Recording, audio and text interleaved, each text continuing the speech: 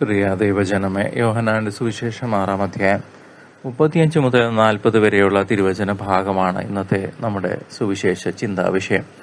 താനാണ് ജീവന്റെ അപ്പമെന്ന് പ്രഖ്യാപിച്ചുകൊണ്ട് കർത്താവ് നമ്മുടെ ആത്മീയ വിശപ്പിന് അറുതി വരുത്തുന്നു.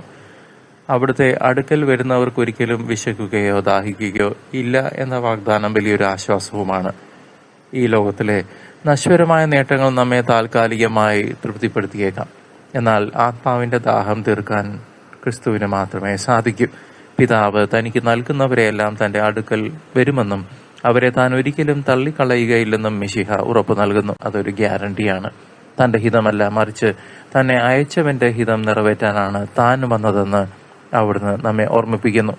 പുത്രനെ കാണുകയും അവനിൽ വിശ്വസിക്കുകയും ചെയ്യുന്ന ഏവർക്കും നിത്യജീവൻ ലഭിക്കണം എന്നതാണ് ദൈവഹിതം. നമ്മുടെ ബലഹീനതകളിലും പരാജയങ്ങളിലും ക്രിസ്തുവിലേക്ക് നോക്കുമ്പോൾ നാം പ്രത്യാശ കണ്ടെത്തുന്നു. അവിടുന്ന് നമ്മെ ഓരോരുത്തരെയും പേര് ചൊല്ലി വിളിക്കുകയും തന്റെ സ്നേഹ കൂട്ടായ്മയിലേക്ക് ചേർത്ത് നിർത്തുകയും ചെയ്യുന്നു.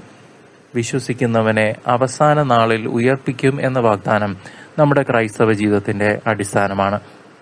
പ്രിയ സഹോദര സഹോദരി, അനുദിനവും ആ ജീവന്റെ അപ്പത്തെ സ്വീകരിച്ചുകൊണ്ട്, വിശുദ്ധിയിൽ സ്വീകരിച്ചുകൊണ്ട്, കുംഭസാരത്തിന് ശേഷം സ്വീകരിച്ചുകൊണ്ട് നമുക്ക് വിശുദ്ധിയിൽ വളരാം. ഈ ദിവ്യ രഹസ്യത്തിൽ വിശ്വസിക്കുന്ന നാം ലോകത്തിന്റെ പ്രകാശമായി മാറാൻ വിളിക്കപ്പെട്ടവരാണ്.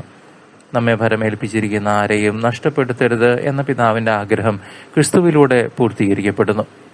ജീവിതത്തിലെ പ്രതിസന്ധികളിലും രോഗപീഠകളിലും ഈ വചനം നമുക്ക് കരുത്ത് പകരട്ടെ. ക്രിസ്തുവിനെ വിശ്വസ്തയോടെ അനുഗമിക്കുന്നവർക്ക് മരണത്തെ ഒട്ടും ഭയപ്പെടേണ്ടതില്ല. കാരണം അവിടുന്ന് നിത്യജീവനിലേക്കുള്ള വാതിലാണ്. നമ്മുടെ ഹൃദയങ്ങളിൽ ഈ ജീവന്റെ അപ്പത്തെ പ്രതിഷ്ഠിക്കുമ്പോൾ ഭൗതികമായ ആകുലതകൾ നമ്മെ തളർത്തുകയില്ല. ഓരോ വിശുദ്ധ കുർബാനയിലും അവിടുന്ന് മുറിക്കപ്പെട്ട അപ്പമായി നമുക്ക് നൽകപ്പെടുന്നത് നമ്മുടെ പാപങ്ങളെ കഴുകിക്കളയാനും നമ്മെ പുതുക്കാനുമാണ്. പ്രിയ സഹോദരങ്ങളെ, ദൈവഹിതം സ്വന്തം ജീവിതത്തിൽ തിരിച്ചറിയുകയും അത് സന്തോഷത്തോടെ സ്വീകരിക്കുകയും ചെയ്യുക എന്നതാണ് ഒരു വിശ്വാസിയുടെ ലക്ഷ്യം.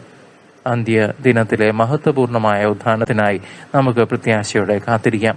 ക്രിസ്തുവിലുള്ള ഈ വിശ്വാസം നമ്മുടെ കുടുംബങ്ങളിലും സമൂഹത്തിലും സമാധാനം നിറയ്ക്കട്ടെ.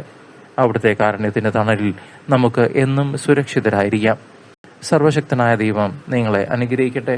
പിതാവിന്റെയും പുത്രന്റെയും പരിശുദ്ധാത്മാവിന്റെയും നാമത്തിൽ തന്നെ. ആമേൻ.